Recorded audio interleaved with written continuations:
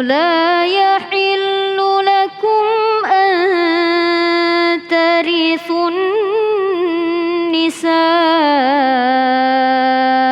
كرها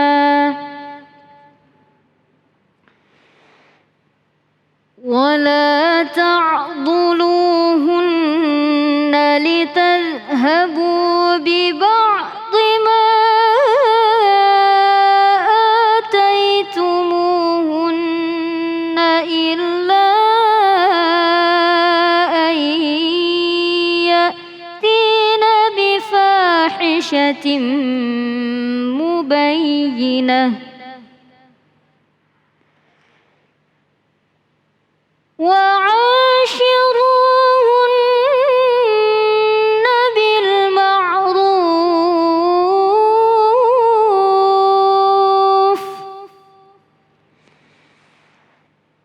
فإن كرهتموهن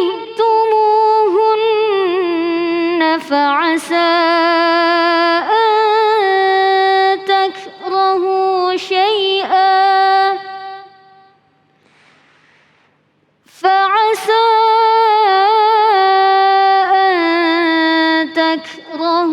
شيئا ويجعل الله فيه خيرا كثيرا صدق الله العظيم.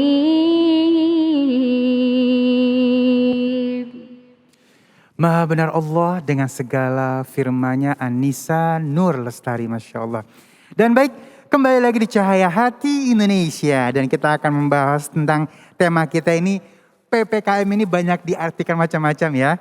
Dan kali ini kita artikan dengan pelan-pelan kita mundur. Mundur dari apa? Langsung aja kan kita sekapi oleh guru kita Ustadz Abdul Kafi. Allahumma sholli ala Sayyidina Muhammad.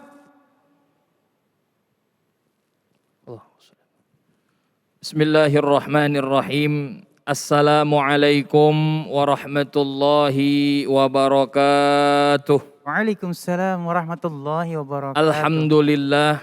Alhamdulillahi wa kafa. Wassalatu wassalamu ala sayyidina Muhammadinil Mustafa wa ala alihi wa ashabihi wa man ihtada bil huda amma ba'd. Hadirin pemirsa Cahaya Hati Indonesia iNews yang dimuliakan Allah Subhanahu wa taala. Wabil khusus para alimil ulama, para guru, para hadirin sekalian, mudah-mudahan pada hari ini kita senantiasa diberkahkan oleh Allah Subhanahu wa taala. Ketika tadi kita mendengar ayat yang dibacakan oleh Al-Ustadzah An-Nisa Nur Lestari di surah An-Nisa ayat 19, Masya Allah. Ayat ini ulama tafsir, khususnya tafsir Ibnu Katsir, secara umum menggambarkan tentang bagaimana Al-Quran dan juga Islam sangat amat menjunjung tinggi wanita. Karena pada masa dahulu di zaman jahiliyah sebelum Rasulullah SAW diutus oleh Allah, wanita pada masa jahiliyah ketika suaminya meninggal atau wafat, kemudian ada seseorang yang melemparkan jubahnya kepada istrinya tersebut, maka orang tersebutlah yang menjadi hak atas istrinya. Dalam riwayat lain dikatakan bahwa wanita ketika wafat suaminya pada masa jahiliyah, kemudian anak tirinya dan walinya itu adalah yang memiliki istri dari yang meninggal tersebut. Ini justru bertentangan dengan kaidah-kaidah di dalam Islam. Oleh karena itu Al-Quran melarang untuk mewariskan wanita. Kalau kita biasanya warisan itu harta, kalau ini di zaman jahiliyah warisan itu wanita. Maka Al-Quran melarang, ya ayyuhalladzina amanu la yahillu lakum an tarithun nisaa qarha. Wahai orang-orang yang beriman, janganlah kalian semua itu mewariskan para wanita secara paksa. Oleh karena itu Islam sangat amat menjunjung tinggi wanita. Dan kemudian Nabi Muhammad SAW juga demikian sampai saat ini. Alhamdulillah wanita derajatnya sama dengan lelaki. Alhamdulillah, tsumma alhamdulillah. Hadirin yang dimuliakan Allah Subhanahu wa taala, apalagi sekarang posisi kita sedang pandemi COVID-19 yang belum juga reda. Pasti banyak sekali masalah-masalah yang terjadi baik pada diri kita maupun keluarga maupun orang lain di dekat kita. Ekonomi merosot, kemudian angka perceraian tinggi lantaran pekerjaannya hilang, dan masih banyak yang lainnya. Oleh sebab itu banyak orang yang PPKM. Apa itu PPKM? Pelan-pelan kita mundur. Hadirin yang dimuliakan Allah Subhanahu wa taala, ternyata di dalam Islam sudah banyak solusi agar kita tidak PPKM, artinya pelan-pelan kita mundur. Apalagi dalam urusan rumah tangga. Islam telah mengajarkan kepada kita begitu banyak hal.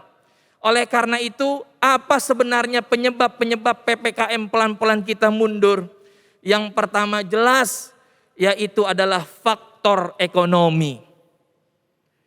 Ustadz dikit-dikit duit. Ustadz dikit-dikit uang. Memang kita bukan dikit-dikit uang, kita bukan dikit-dikit duit, tapi kita hidup ini apa-apa pakai duit. Dan itu sih kita tidak nafikan. Oleh karena itu, bagaimana cara Islam mengatur ekonomi kita? Bagaimana kita bisa melonjak ekonominya ketika kita di masa pandemi seperti ini sehingga kita tidak terkena pelan-pelan kita mundur atau PPKM tersebut? Satu caranya, yaitu dekatkan diri kepada Allah Subhanahu wa taala.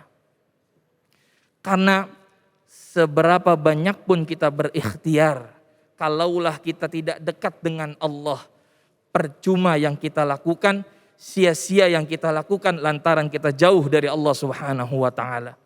Kita lihat contohnya di surah Ibrahim ayat 36. Bagaimana Nabi Ibrahim alaihissalatu wassalam meninggalkan istrinya di tengah gurun tandus, tidak ada tanaman di sana. A'udzubillahi minasyaitonirrajim. Bismillahirrahmanirrahim. Rabbi inni askantu min dzurriyyati biwadin ghairi dzi zar'in 'inda baitikal muharram. Ya Allah, sesungguhnya aku telah meninggalkan keturunanku di padang yang gersang ini, yang dimana tidak ada tanaman-tanaman di rumahmu ini ya Allah. Apa yang dikatakan Siti Sarah atau Siti Hajar ketika ditinggalkan Nabi Ibrahim bersama Nabiullah Ismail? Ketika Nabi Ibrahim meninggalkan Siti Hajar dan Nabiullah Ismail, yang dikatakannya adalah ahadza min amri rabbi. Apakah ini adalah perintah dari Allah?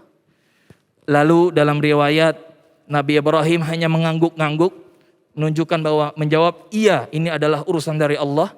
Dalam riwayat lain dikatakan bahwa bala, Nabi Ibrahim mengatakan iya, ini adalah urusan dari Allah. Apa jawaban Siti Hajar? Beliau mengatakan kalaulah ini urusan dari Allah atau perintah dari Allah, Allah tidak akan pernah melantarkan hambanya. Karena itulah Nabi Ibrahim di kelanjutan ayatnya, Rabbana liyuqimus sholata faj'al af'idatan minan nasi tahwi ilaihim warzuqhum minats tsamarati la'allahum yashkurun. Beliau berdoa, ya Allah, ya Tuhanku, aku meninggalkan keturunanku di sini. Yang pertama Nabi Ibrahim minta liyuqimus sholata. Yang pertama untuk mendirikan salat. Yang kedua faj'al af'idatan minan nas. Jadikanlah manusia-manusia pada saat itu condong kepadanya. Dan juga berikanlah rizki. Semoga mereka termasuk orang-orang yang bersyukur. Masya Allah. Allah tidak akan membiarkan hamba-hambanya yang dekat kepadanya sengsara. Maka Allah akan cukupkan dan Allah akan berikan kebutuhan kepadanya. Hadirin yang dimuliakan Allah, kemudian yang kedua yaitu faktor penyebabnya adalah rasa bosan. Kenapa kita katakan rasa bosan hadir dalam rumah tangga? Wajar. Ketika kita bangun kita melihat pasangan kita. Ketika kita makan kita dengan pasangan kita. Ketika kita mau tidur kita dengan pasangan kita dan keluarga. Wajar kalau misalkan ada muncul perasaan bosan. Akan tetapi ternyata agama Islam, dalam hal ini Nabi Muhammad SAW juga mengajarkan kepada kita agar bagaimana caranya bisa menghilangkan rasa bosan tersebut. Yaitu yang pertama, kata ulama dalam tafsir Ibnu Katsir dikatakan, satu, thayyibu aqwalakum. Yang kedua yaitu adalah wahassinu af'alakum wa hayatikum bihasabi qudratikum. Yang pertama, perbaguslah perkataan kalian kepada keluarga.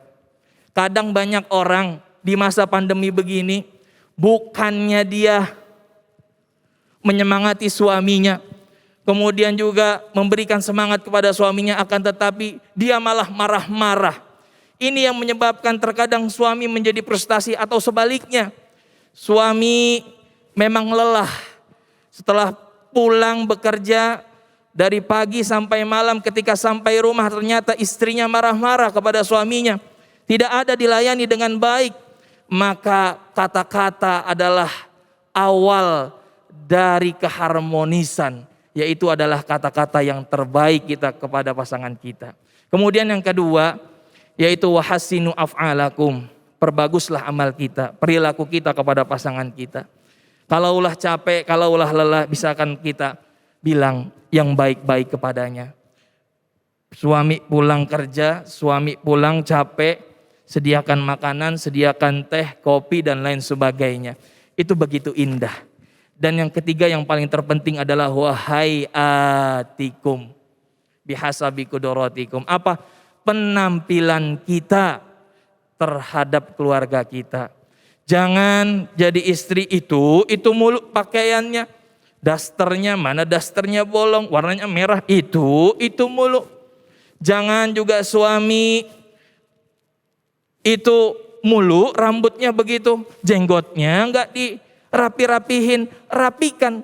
Kenapa? Karena itu bisa akan menghilangkan rasa bosan.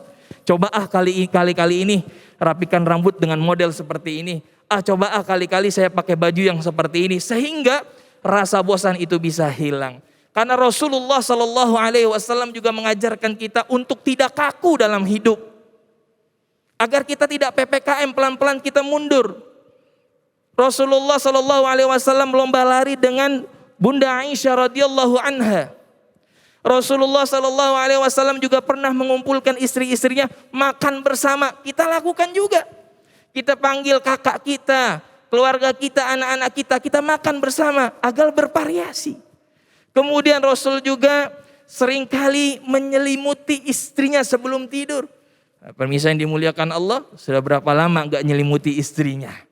Ya, kemudian Rasul juga setelah sholat Isya bukan langsung tidur, akan tetapi beliau berbincang dengan keluarganya agar dekat dengan keluarga. Itulah yang diajarkan oleh Nabi Muhammad SAW. Hidup itu bukan kaku, tapi hidup ini adalah bagaimana kita bisa menyikapi persoalan kita, sehingga kita tidak pelan-pelan kita mundur dan kemudian menjadi keluarga yang sakinah, mawaddah warahmah. Kemudian yang ketiga adalah faktor penyebabnya kurang sabar.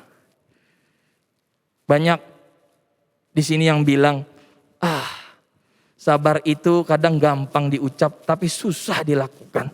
Tapi ada tips dari Nabi Muhammad SAW, yaitu beliau bersabda, la yafraku mu'minun mu'minatan in sakhita minha khuluqan radiya minha akhar. Rasulullah SAW mengajarkan kepada kita untuk sabar dalam berumah tangga. Yang pertama adalah jikalau kita membenci akhlak seorang muslimah, janganlah kita membenci semuanya. Lihat satu akhlaknya kita benci itu enggak apa-apa, tapi lihatlah akhlak-akhlak yang lainnya. Insya Allah dengan begitu kita bisa terhindar dari yang namanya perpecahan, perceraian, dan kita terhindar dari kemunduran di masa pandemi ini. Dan yang terakhir adalah rasa kurang bersyukur kita. Oleh karena itu, mari sama-sama kita bersyukur kepada Allah Subhanahu wa taala apapun nikmat yang Allah berikan kepada kita. Mudah-mudahan ini menjadi wasilah kita bisa hidup dengan sakinah, mawaddah, warahmah. Amin, amin, ya rabbal alamin. Masya Allah, terima kasih guruku ilmunya. Dan jamaah yang dimuliakan Allah Subhanahu wa taala, sesaat lagi kita akan membahas tentang mahalnya kesehatan dari Allah Subhanahu wa taala bersama guru kita yang dimuliakan Allah Subhanahu wa taala, Al Ustadz Saiful Nadwa. Jangan kemana-mana, tetap bersama kami di Cahaya Hati Indonesia.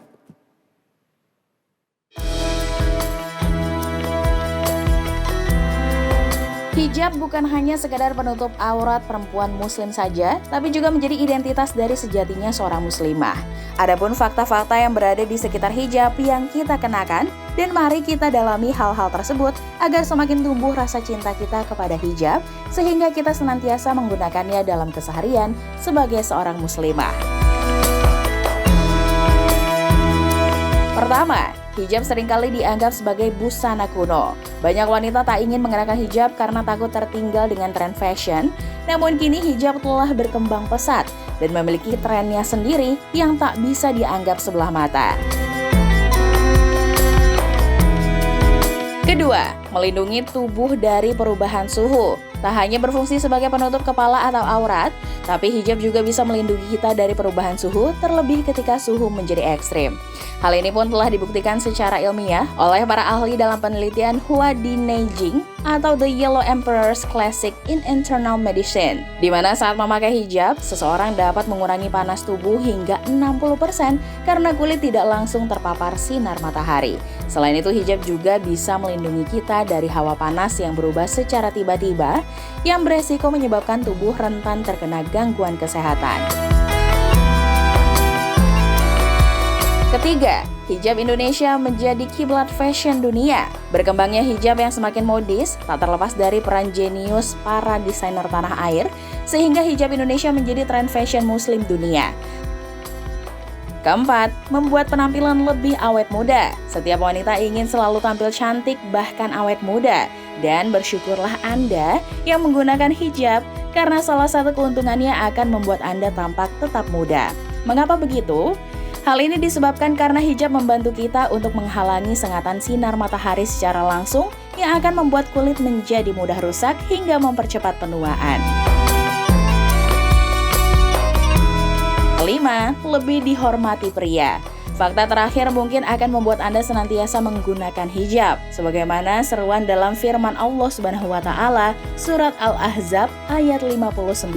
Hai Nabi, katakanlah kepada istri-istrimu, anak-anak perempuanmu, dan istri-istri orang mukmin, hendaklah mereka mengulurkan jilbabnya ke tubuh mereka. Yang demikian itu supaya mereka lebih mudah untuk dikenali, karena itu mereka tidak diganggu, dan Allah adalah Maha Pengampun lagi Maha Penyayang.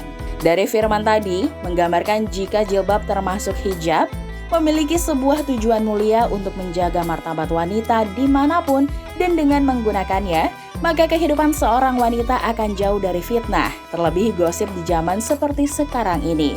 Wallahu a'lam bishawab.